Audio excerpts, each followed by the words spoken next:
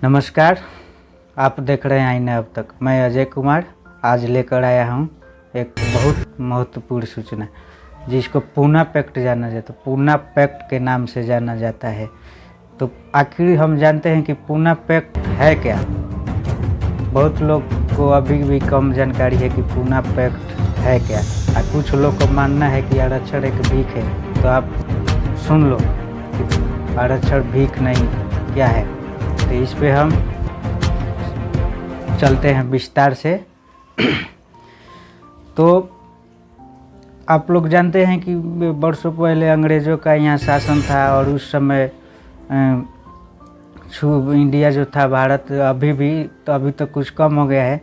उस समय इतना छुआछूत था कि बहुत आंदोलन करना पड़ा। अम्बेडकर जी कैसे कैसे कड़ी मेहनत करके और कितना करके पढ़ाई किए और तो उन्होंने अंग्रेज़ों से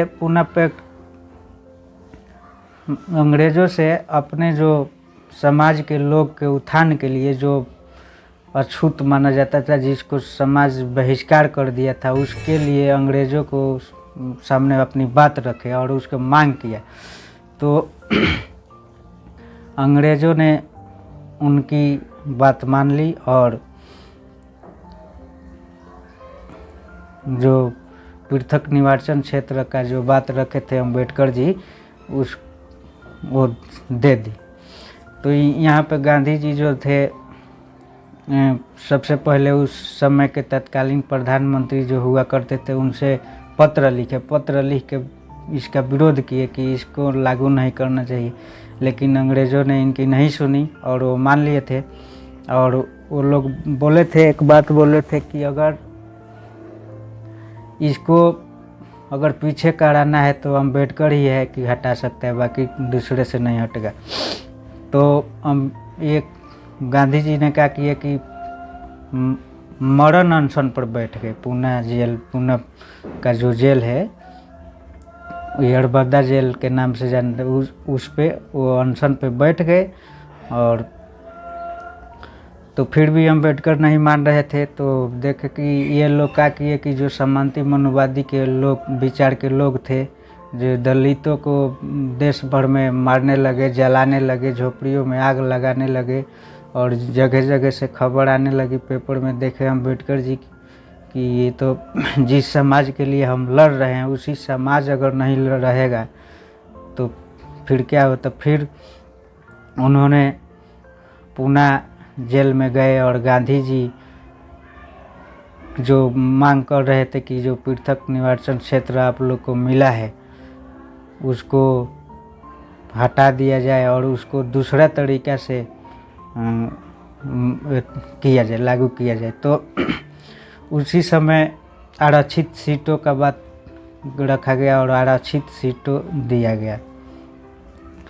जो अभी भी आरक्षित सीट पर जो अनुसूचित जाति SC/ST के लोग चुनाव लड़ते हैं, वो पूना पैक्ट समझौता में मिला था। तो आइए विस्तार से जानते हैं कि आखिर ये गोलमेज सम्मेलन हुआ क्या था, यड़बद्दा जेल, पूना पैक्ट, ये सब क्या हुआ था, इस पे विस्तार से बात करेंगे। तो अंग्रेज़ों ने भारत के संवैधानिक समस्या का समाधान करने के लिए कुल 3 गोलमेज सम्मेलनों का आयोजन किया था, लेकिन इनका कोई प्रभावी परिणाम सामने नहीं आ सका। इसी बीच दूसरे गोलमेज सम्मेलन के बाद 16 अगस्त 1932 को तत्कालीन ब्रिटिश प्रधानमंत्री रेमजे मैकडोनाल्ड ने भारतीय मताधिकार समिति की सिफारिश के आधार पर सांप्रदायिक पंचायत की घोषणा कर दी। सांप्रदायिक पंचायत के माध्यम से अंग्रेज़ों ने भारत के सांप्रदायिक सौहार्द को बिगाड़ने की कोशिश की। इस पंचायत के माध्यम से भारत के विभिन्न वर्गों को पृथक निवारण मंडल प्रदान कर दिया गया था। इसी सांप्रदायिक पंचायत के अन्य अनेक प्रावधानों के साथ यह प्रावधान भी किया गया था कि दलितों के लिए अलग निर्वाचन मंडल की व्यवस्था की जाएगी। दलित नेता भीमराव अम्बेडकर उस व्यवस्था का पुरजोर समर्थन कर रहे थे। अम्बेडकर के प्रयास से सांप्रदायिक पंचायत की यह प्रावधान किया गया था कि दलितों को हिंदुओं से अलग एक अन्य वर्ग माना जाना चाहिए और उसके अनुसार उन्हें पृथक निर्वाचन मंडल और आरक्षण प्रदान किया जाना चाहिए। अंबेडकर की इस राय को सांप्रदायिक पंचायत में स्वीकार कर लिया गया था। कांग्रेस सहित महात्मा गांधी ने अंग्रेजों के इस चाल को विशुद्ध रूप से फूट डालो राज करो को नीति के विस्तार के रूप में देखा और इसका तीखा विरोध किया। अंग्रेजों के इस कदम के विरोध में गांधी जी ने तीखी प्रतिक्रिया व्यक्त करते हुए 20 सितंबर 1932 को आमरण अनशन आरंभ कर दिया और मदन मोहन मालवीय, पुरुषोत्तम दास, डॉक्टर राजेंद्र प्रसाद, सी राम गोपालाचारी, जयकर, तेज बहादुर, सप्रू, घनश्याम दास बिरला इत्यादि नेताओं के प्रयास से 24 सितंबर 1932 ईस्वी को महात्मा गांधी और दलित नेता अंबेडकर के बीच एक समझौता पर हस्ताक्षर हुआ। इस समझौते को इतिहास में पुनः समझौते के नाम से जाना जाता है। इस समझौते के बाद गांधी जी ने अपना आमरण अनशन समाप्त कर दिया था। तो आइए आगे जानते हैं कि इस पर बिंदु से प्रकाश डालते हैं। पुनः समझौता के प्रमुख बिंदु क्या है? इस समझौते पर महात्मा गांधी ने स्वयं हस्ताक्षर नहीं किए थे, बल्कि महात्मा गांधी के तरफ से इस समझौते पर पंडित मदन मोहन मालवीय द्वारा हस्ताक्षर किए गए थे, जबकि दूसरी ओर से समझौते पर भीमराव अम्बेडकर ने भी हस्ताक्षर किए थे। इस समझौते के तहत भीमराव अम्बेडकर ने दलितों के लिए पृथक निर्वाचन मंडल की मांग की परित्याग कर दिया था और उन्हें विधानमंडल के अंदर हिंदुओं के अंतर्गत ही स्थानों की सुरक्षा प्रदान की गई।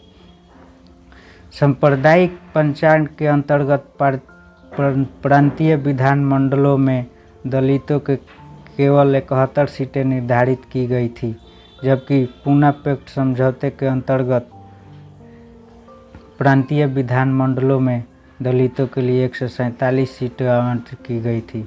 इस समझौते के तहत विभिन्न प्रांतों के दलितों के लिए सीटें सुरक्षित कर दी गई थी। इसके अंतर्गत दलितों के लिए बंगाल में 30 सीट, मद्रास में भी 30 सीट, मध्य प्रांत और संयुक्त प्रांत में 20-20 सीटें, बिहार और उड़ीसा में 18 सीटें, मुंबई और सिंध में 15 सीटें, पंजाब में 8 सीटें और असम में 7 सीटें सुरक्षित की गई थी।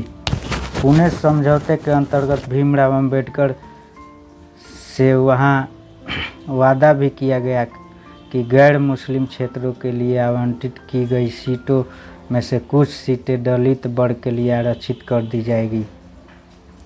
दलित वर्ग के लोगों को विभिन्न सार्वजनिक सेवाओं में और अनेक स्थानीय संस्थाओं के शैक्षिक योग्यता के आधार पर पर्याप्त प्रतिनिधित्व देने की व्यवस्था भी इसी समझौते के अंतर्गत की गई थी।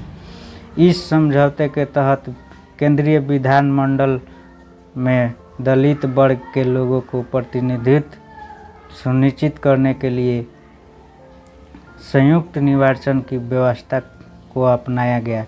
केंद्रीय विधानमंडल के संदर्भ में इस समझौते के अंतर्गत यह स्वीकार किया गया था कि ब्रिटिश भारत के संदर्भ में सामान्य निर्वाचक वर्ग के लिए निर्धारित की गई कुल सीटों का 18% हिस्सा दलित वर्ग के लोगों को आरक्षित रहेगा।